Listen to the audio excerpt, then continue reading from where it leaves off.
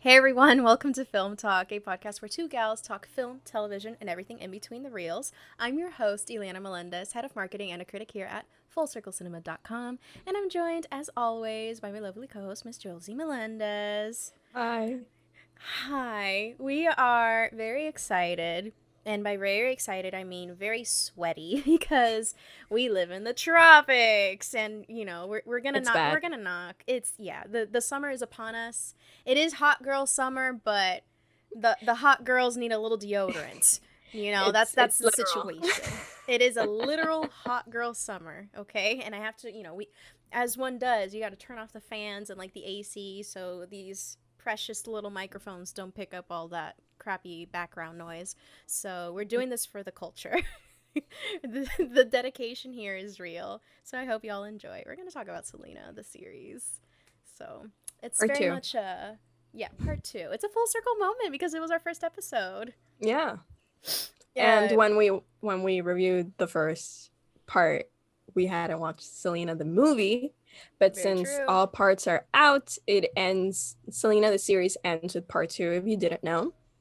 So we only There's no thought it Selena was cinematic universe after yeah, that. There's no end credit scene, we please. only we only thought it was appropriate to finally watch the film and give you a full review. Yes, because I feel like there's no way you can watch this without eventually comparing it to the Mhm. film, and we're gonna eventually do that in this review. But we're gonna focus on the series a little bit in our first initial impressions. Just to preface this, I recall I was like going back down memory lane back in December when we had our first episode and launched this lovely little show, and we were a lot more positive and hopeful about Selena Part One because of the Yes. potential it had, and we didn't disregard. I think we were very fair with our review, and we didn't disregard the Yeah. problems with it. But we really, really, really tried to give it a fair shot, and Because it had potential. I think Mhm. that's the thing I'm going with. I was very positive with my initial review, and honestly, I didn't have a bad time with part two. But knowing that there are no more second chances, I think some things definitely need to be addressed a little bit more sternly. And it showed promise, and then, well, we'll just talk about the letdowns, the things they did right. Because, again, I think with this series, there are some good things as well as there are um, maybe some things that could have been done better.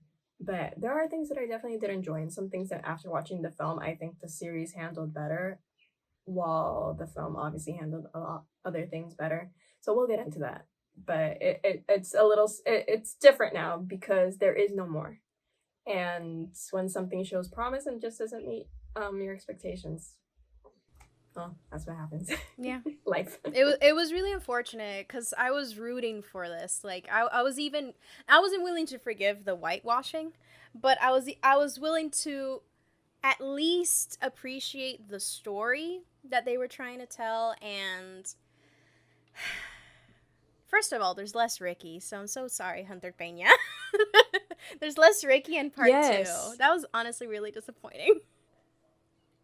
No, yeah, I really loved Hunter Reese Peña. I really loved his Ricky, and he was the comedic relief up to certain points, and it wasn't in a bad way. Didn't use him for comedic relief. It was more that he got really good lines that were genuinely funny, Mm-hmm. and he He only has had very one. good He on only camera has one. presence. Yeah, he only Yeah. has one funny line in part 2. That made me very sad because I missed him. I missed him a lot. And then they gave him that moment and then the No Me Queda Más recording. But other Mm-hmm. than that, I missed him. I really missed him. He had a really good presence in the show.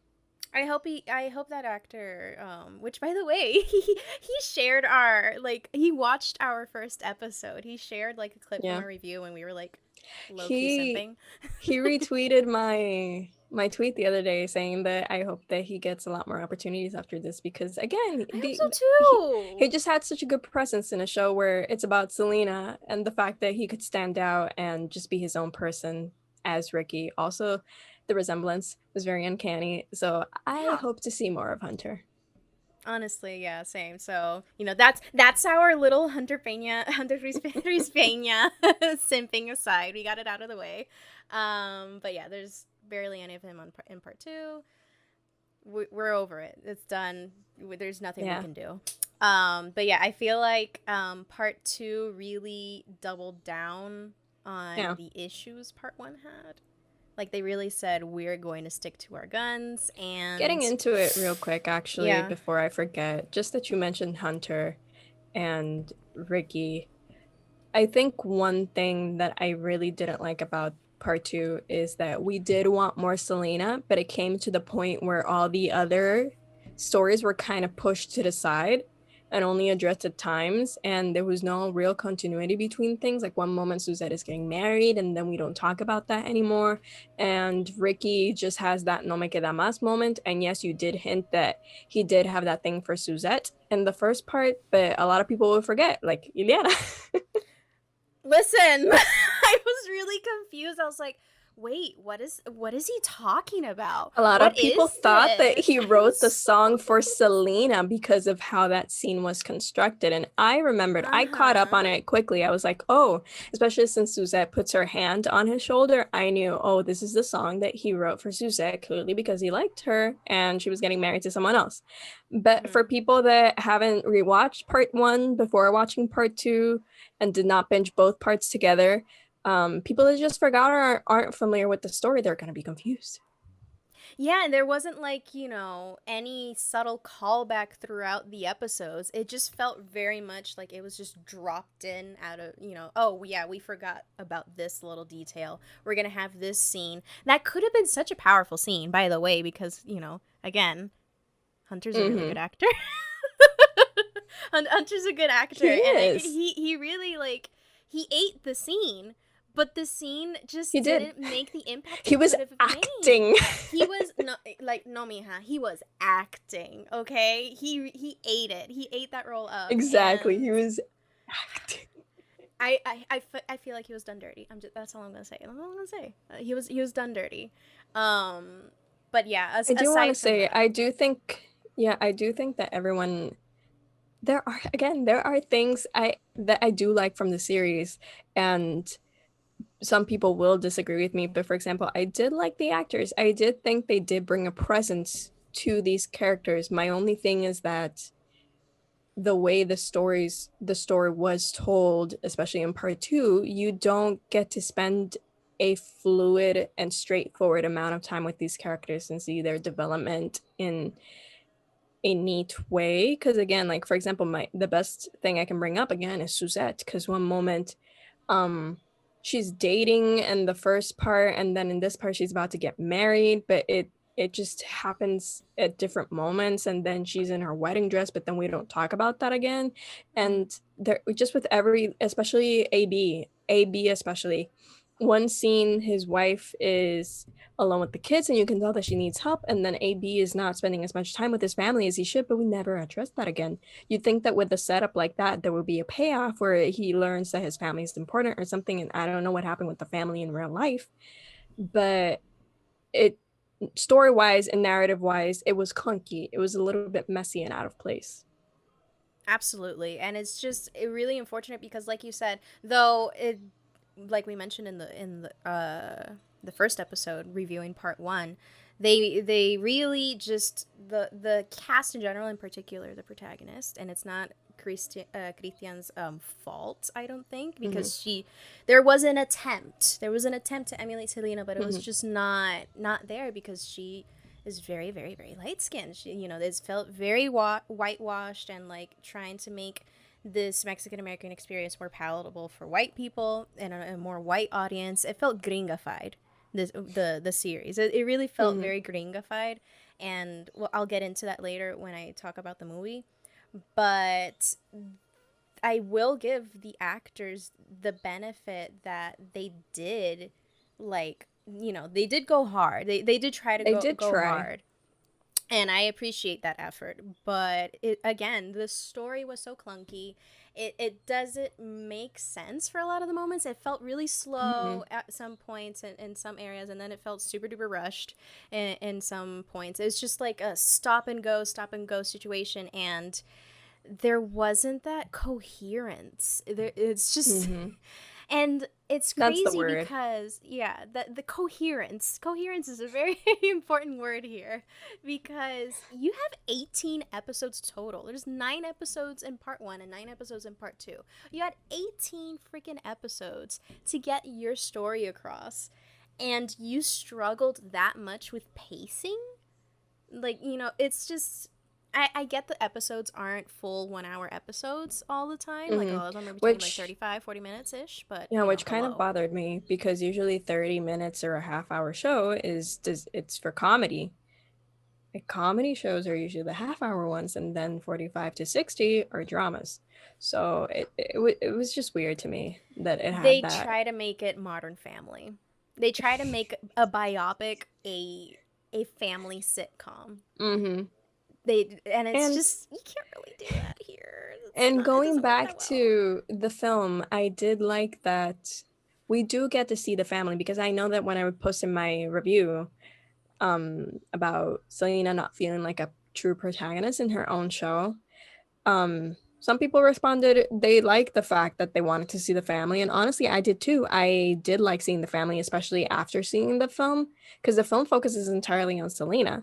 So Mm-hmm. being able to learn more about Suzette and AB and even her father and everything that happened with their family and the details behind things, because the thing with the film is that it speeds through Selena's life and we don't have time to pause and be in the moment. So I did like that the Mm-hmm. series did that, because again, it is a show, so you want to expand more on that. And I do believe that they could have gone beyond 2 parts. I think you could have expanded even more because there's just so much material there.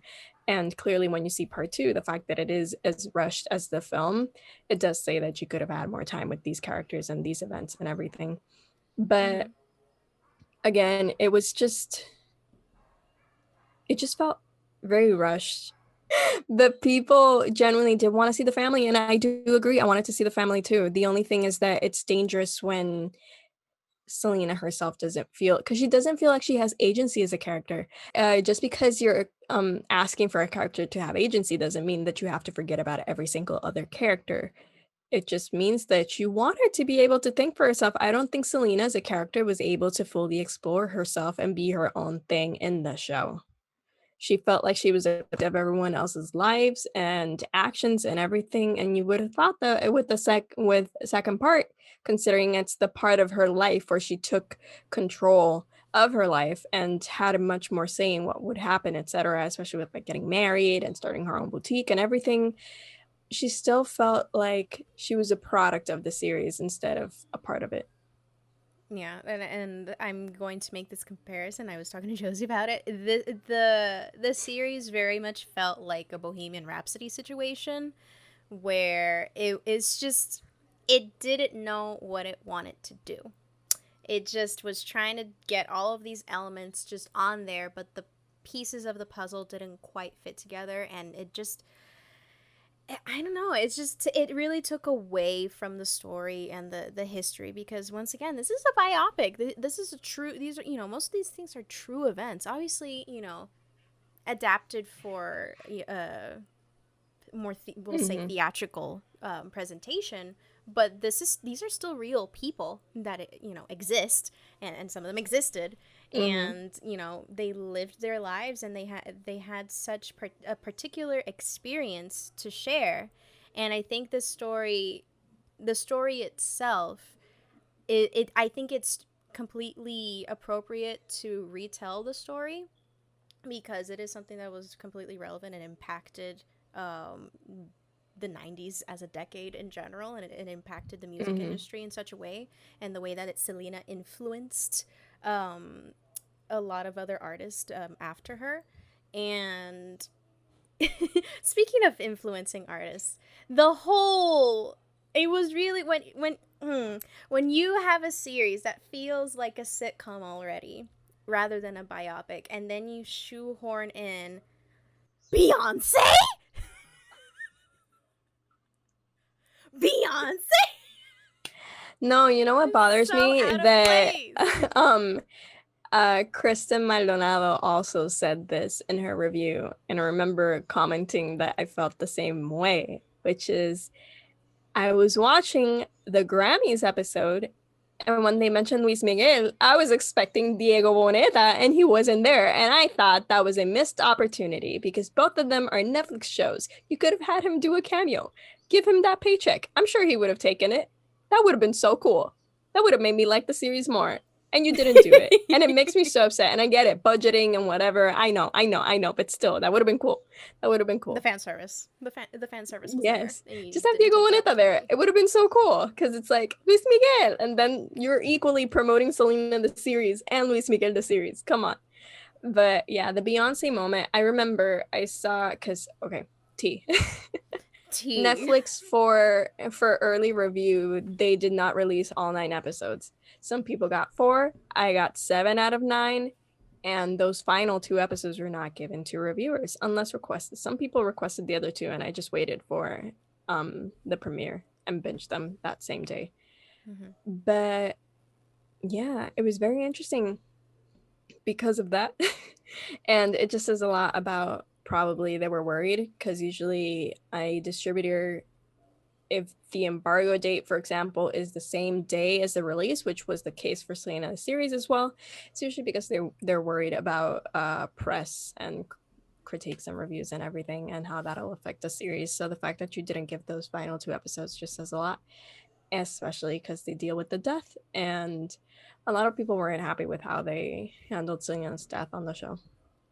Yeah, I honestly, I have to agree with that. I just think, even if you have no idea who Selena was, it was so, like, it just felt really superficial. It felt really rushed once again. It felt very superficial, and what could have been a very somber conclusion, a very, very solemn conclusion to this series, because it is the story of Selena Quintanilla. You had this wonderfully bright, positive woman, girl who grew up to be a woman. That's how it works.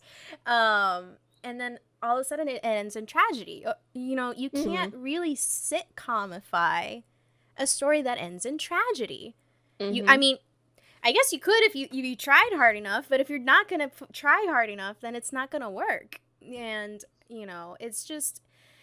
it just felt very, it felt almost a little insensitive. And I'm not saying that the movie did that much better in that aspect, but it's a very, very difficult moment to capture and try to retell on the screen. thing with the movie is that it pays homage to her as opposed to this. It felt more like it was closure for the family.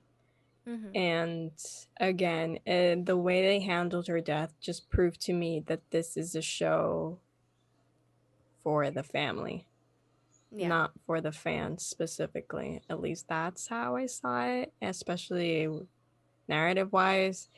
If you show her going into the motel room or the hotel room, and then you immediately cut back to her father and her brother, and that's the perspective that you're showing everybody once again, which is the perspective that has been shown throughout the entire show. It just tells me that it's more their show than hers, which was the case with part 1. And part 2, she did have a lot more say. I will give it that. She, of course, it's hard not to, because again, it's the part of her life where she had more of a say in what she was doing because she was so sheltered for her entire life. And just like 2 things that I kept sharing with people that kept asking me for my thoughts. The thing with the show is that it feels like a painting on a wall that's just slightly crooked, but you can't reach it, so you're just staring at it like, huh. It's wrong. There's something wrong here. There's something you want to fix, and maybe it's slightly crooked, maybe there's something wrong with the frame, I don't know, something's wrong here. And that's the thing with this series as well. I wish it had more of a feminine touch. I wish it had more of a female touch, because everything it felt very masculine for a show about a woman who was so empowered in her own decisions and just didn't think the sky was the limit. The sky was the limit for Selena, and everything she wanted to do, she did. And I didn't get that. I was missing that. Like, you still feel like I learned how she was through the series, but I'm still feeling that to come from her instead of the way the people in the show described her or the way other people interacted with her. Everything you learned about her was through other characters. Exactly. And like you mentioned, it feels so masculine because you are constantly seeing things from, especially her father's perspective. Like, you're seeing things constantly from Abraham's perspective and from AB's perspective. We saw a little bit less of AB and Abraham this season. It was more Chris and Abraham, but still, it was a very, very masculine perspective on a woman who's actually the point of the show. Yeah, which she was surrounded by men, so I understand, but that should make it. And they tried to do more her and Suzette in this season, but it felt weird because at times they would be fighting and then they would make up so quickly, and it just didn't feel natural. And also, it bothered me a lot how Chris was just there.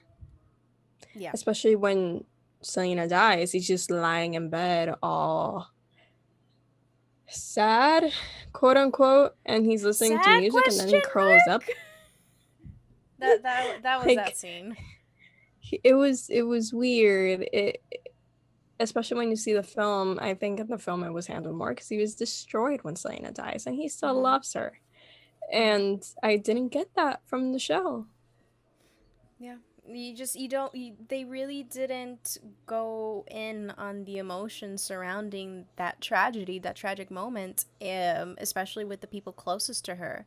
Like, it just really glossed over it in a way that felt like, once again, like it was just a hindrance for their story, for the showrunner's story. Like, oh, let's get this out of the way. And it didn't feel as much as an homage or like a respectful what's the word? I'm at a loss for words right now. Yeah, because they couldn't touch the book, Chris's book. They couldn't address it in any way. They couldn't use anything from it. They had to avoid it at all costs. So it makes sense that Chris is just there because you can't take him out of the story. He's very important. Yeah, it's really unfortunate to see, and we've seen this before with many biopics. Once again, the one in recent memory being the Bohemian Rhapsody biopic, which was the surviving members of Queen had a lot to do with that biopic, and a very problematic director. And you can tell that the surviving members surrounding a super incredibly iconic superstar, especially in music, almost they take revenge. In a sense, they take their own revenge or take out their frustrations on not being that superstar themselves, or not being as important as that person that they're telling a story about. And you can feel those frustrations taken out on them in the story, and it just doesn't really do that person justice, be it Freddie Mercury, be it Selena Quintanilla. And yeah, it's just, once again, the series didn't feel so much as a biopic rather than just like a family series, just like a family, not, and I say sitcom, I mean, like, family drama sitcom, not necessarily it just doesn't know what it wants to be, but it's definitely doesn't feel like a true biopic. And like Josie mentioned, it felt more for the family rather than for the fans. And as we have seen, Selena's drive, a lot of her drive was the importance of her fans, and we really didn't get to feel that here. And the way that they also, like, the budget here, I feel like was also really shoddy, because it's just the performances. Netflix did them dirty. Netflix really did them dirty. This is not something that you can just throw into like an indoor soundstage and CGI an audience. It felt so cheap. The costume design, the costume department, just hated them. They just really hated them. I don't know who did them dirty, who insulted the costume department, but they really just, it wasn't good. It just really felt very cheap. It felt very great value. And once you compare it to the movie, you can see the immediate difference in quality. And this movie's from 1997. you know. Mm-hmm. It came out extremely quickly after her passing, Yeah. which is, it's questionable in and of itself. But aside from I don't that, like how fast they made the film. yeah, Pero esos son otros 20 pesos. that is another $20, as the kids say. But yeah, it's just the quality immediately, like the budget, the production design was so much better. Like, yes, I understand they didn't have to invest so much in making everything look like the 90s because it was still the 90s. So I get Mm-hmm. that. Like, you were able to save on that bit and not have to, you know, modify your environment all that much, but you were still able to show and like re-perform like some of her most iconic performances and have it look really good. Like the Mm-hmm. movie, I feel like captures that very, very well, and it captures like that magic, because that was the point. She was a performer. She was not just a singer. She was a very good performer, and it was magical. It's a magical experience to see such a talented person perform live in front of an incredibly huge audience. And her stage presence was also one of the most iconic. So when you fail to capture that effectively in a series, you're almost pretty much missing the point of making the series, because you're missing the reason why this person was so iconic, why they were so important in not in popular culture, to put it that way. Yeah. So yeah, it's just really, really unfortunate, and I hope that someday we will actually get like a female director, and actually Latina female director, or showrunner. Josie's available for the writing team. Okay, she her DMs are open, Oh boy. and and I want that female perspective. I want that feminine touch, because this was a Mexican American woman of color who saw all of these barriers in an industry that not only in general music industry, in her genre, her initial genre, the Tejano music industry, that's very, very male dominated. She saw all of these barriers and just acted like they didn't even exist, and she was successful.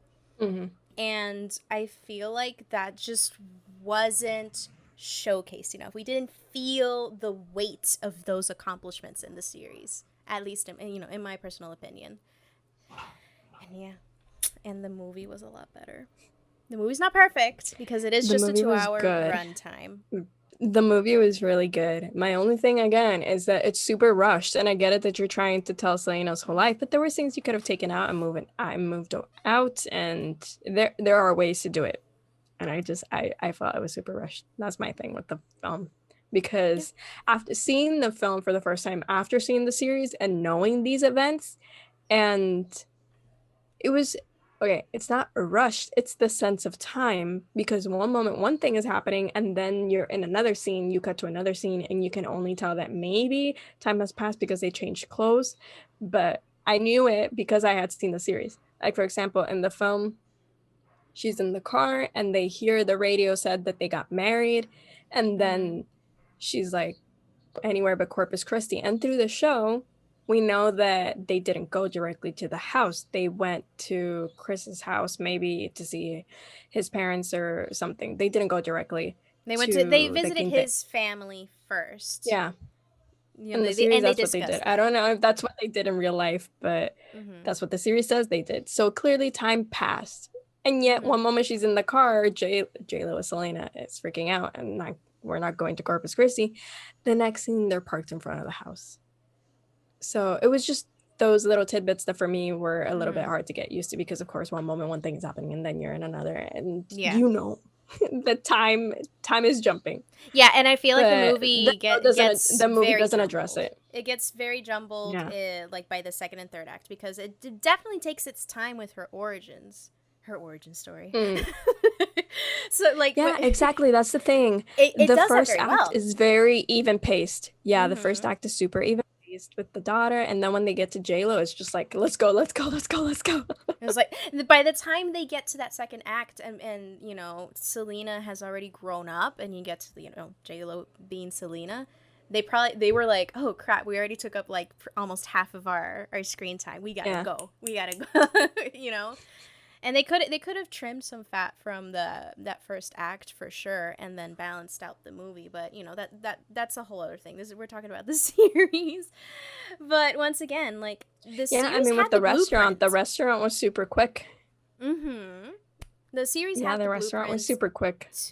to take inspiration from, and it was just they just really ignored a lot of the elements. I do like that the series expanded more on the story, and we got more details, which you can't really avoid doing that. Like you have the series, you're gonna add the details regardless.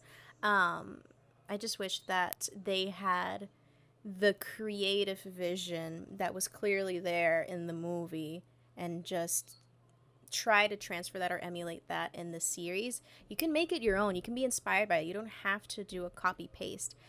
But you had a really good example to follow. They set the tone, and I feel like the series disregarded a lot of things and a lot of good creative choices that the movie made. And then all of a sudden, like in the series, all of a sudden, oh, we're just gonna use a little magical realism here. That bothered me so much. Go off. I've set you up. That bothered me so much because you just introduced it that second season, and I feel if you're taking the liberty to do that, you could have taken the liberty with so many more things that I'm not gonna get into, but it just felt out of place, and it just felt like they were trying to fill holes up, and you could have done more with it. Especially, I remember I was telling one of the film posters that I would have really liked the ending to have been more her maybe standing on that stage. And this is before I saw the film. But I wanted her to stand on a stage and look out, and maybe she was alone on stage, and maybe we saw moments of her life, and it could have been maybe the real Selena. And then she would look at the camera and smile at us and turn away, like walk away slowly, instead of Suzette taking her picture. Because I think that when Suzette takes her picture, again, it takes the agency away from her. Mm-hmm. It's just those things. I wanted like subtle things, like maybe her actually like staring at the camera and looking at us and then walking away, instead of her staring at the camera because Suzette is taking her picture. Mm-hmm. Again, is that those little subtle details say so much about her as a character in the show. If you would have, again, they took away her agency, and it bothers me so much. And if you had the time to play around with magical realism, you could have played around with her character, and maybe, I get it that the family was involved in the production, but have a little bit more fun and play around with her as a person. And I don't know, because I think, again, I think I said this the first time we reviewed part one, adapting a historical figure, adapting any historical moment, etc. It's hard. It's very hard, because you have to be loyal to a point, but you also have to realize when to take your own agency and when to add in things and play around. But yeah. Artistic I just license. I just wish Selena would have been her own person. Absolutely. And we see more of that agency in the film, and I think that's also one of the reasons that J-Lo skyrocketed to stardom at that time, because I have my reservations about J-Lo, but she did great. I thought she was very good, and I think that care with Selena as a character was not something that we saw in the series. Like the series, before we close, I had a comment. The thing that I also feel with the series being gringified versus the movie was you didn't really feel the dynamics of not only a Mexican American family, a Latinx American, a Latinx American family, and those that culture, that sabor, that the interactions with one another. You saw that, and it was much more natural in the movie, because you had actual Latinx people interacting with each other and treating, actually speaking Spanglish and code switching also, in a natural way. Yeah. To say, again, being Latino is not a monolith, and there's not a way to be Latino, and maybe that's just how the family is. But if they did in the film, it just makes you wonder, because there's only that one moment in part one where they're eating all together and they're having like a little toast, and that's the only moment where they talk about how important this is as a Latino family. And season 2, it's like, what? It was bland. It felt very bland, Yeah. and it didn't feel intimate. It didn't feel as tight knit as it felt not only in part 1 but also the film. You know, it just it didn't feel natural. It didn't feel like we were actually seeing a Latinx family interact with each other. And then that's also another thing before I close, that masculine like touch with the dialogue between the female characters with Suzette and Selena just felt like what boys think girls sound like when they talk to each other on sleepovers. Those were those scenes. And you can debate your mom about it. I'm not going to take criticism on this topic because it was just so weird. It felt really off. It felt robotic. And I was like, this is not how women interact normally. This doesn't feel natural. But you know what? But again, we're just the audience. We're just the audience. We're just here sweating in like 90-degree weather. It's about to rain, so it's going to be like a sauna. My hair, you can see the weather, how it's affecting my hair today. So we're going to wrap it up. Hope y'all enjoyed. Miss Josie, where can we find you? Yeah, watch... Real quick, watch the series, form your own opinion. These are just our opinions. And again, you can find Selena the series on Netflix, and props to everyone involved. I mean, you guys made it #1 the first time, and people are really loving the series. So still, thank you for championing Latino stories. And yeah, you can find me at the Josie Marie on Twitter and Letterboxd, and you can find Film Posers at Film Posers basically everywhere. And you can find me at Captain Melendez, basically everywhere. I keep it consistent, coherent, as the kids say. And of course, you can subscribe to Full Circle Cinema here on YouTube. You can follow us at Full Circle Cine on Twitter. We are most active on Twitter and stay up to date with news, reviews, and interviews, and everything else.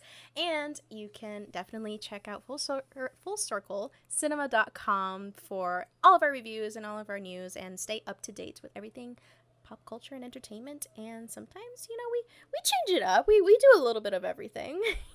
I'm very proud of our team. Our team is quite diverse in terms of taste. But yes, our team says parkour. Our team says parkour with our not only our film taste but our film opinions. But we all respect each other at the Full Circle family. Yes. So definitely join us at the Full Circle family. Let us know in the comments what else you want to see us review and what you thought of the series. Respectfully. Please respectfully discuss. We're all trying to get that coin. We're all trying to get the coin. Just, you know, we don't have to bash anyone. We don't have to bash the creators. We can criticize media, though. I think as diverse as the media is, I think it's not free from criticism. And that's all I'll say on that. Anyways, have a lovely day. Hope that you're not suffering any tropical heat right now, as we are. Goodbye. Bye.